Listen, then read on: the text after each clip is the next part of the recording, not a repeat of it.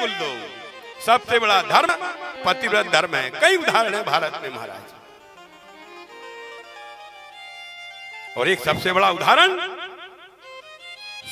उदाहरण अगर कोई है तो जिसका उत्सव अभी अगले महीने चैत बैसाख में हम मनाते हैं, जिसको हम गणगौर कहते हैं। क्या पतिव्रत धर्म की कहानी है महाराज। तुलजापुर के राजा की बेटियां हैं 4। बड़ी बेटी का नाम है रनुबाई, फिर गौरबाई, रोहनबाई, सैयदबाई, ये 4 बेटियां हैं।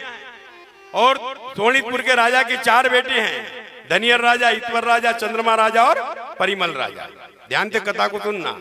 और ये पतिव्रत धर्म की कितनी बड़ी ताकत है कि आज पूरे देश में इसका नाम गूंज रहा है। तो राजा धनियर, सोनितपुर के राजा के बड़े बेटे धनियर का विवाह सोनितपुर के राजा की बड़ी बेटी रनुबाई के साथ संपन्न हुआ। घटना को समझना देवियों सज्जनों। क्या घटना घटी? बोले लग्न मंडप में जैसे ही रनुबाई का विवाह धनियर राजा के साथ संपन्न हुआ तो लग्न मंडप में ही राजा धनियर की मृत्यु हो गई। इसीलिए रनुबाई के लग्न मंडप में नहीं लगाए जाते हैं। रनुबाई के लग्न कहां लगाए जाते हैं? कुएं पर, मंडप में नहीं लगाई जाती, क्योंकि मंडप में राजा धनियर की मृत्यु की अब कथा को सुनना। लेकिन पहले राजवंश को चलाने की जवाबदारी ज्यादा रहती थी। महाराज श्री की मृत्यु हो गई, अब राजवंश कैसे चलेगा? तो रनुबाई की गोदी में फट एक दत्तक पुत्र दे दिया, बाला दे दिया। इसलिए आप ध्यान देना, रनुबाई जब कुएं पे जाती है तो गोदी में बाला नहीं होता, लेकिन जब कुएं से वापस आती है तो गोदी में बाला होता है। कुएं पर बाला टाक दिया जाता। ध्यान से सुनना। लेकिन भारत के इतिहास की माता रनुबाई के मन में तो कुछ और ही चल रहा था। इतने बाला को गोद में लिया और महाराज खड़ी हो गई। 9 दिनों तक अपने योग के द्वारा शरीर को संधारित किया और अपने शरीर पर जबारों का रोपण कर लिया।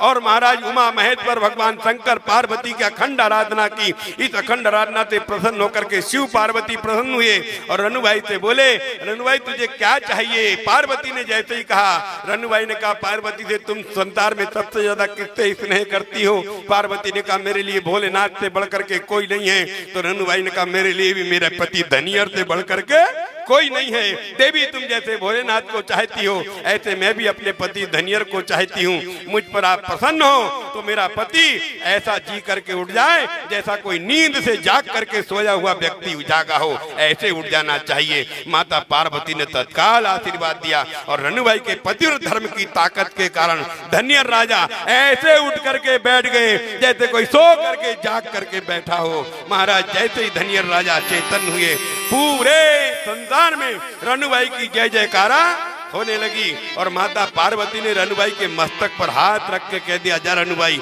इस कलयुग में मेरे स्वरूप में तुम्हारी पूजा की जाएगी और तुम दोनों की पूजा जो मेरे स्वरूप में करेगा, 9 दिनों तक जिसके घर में जागरण होगा, नृत्य कीर्तन होगा, उसके घर की सौभाग्य की वृद्धि हम करेंगे।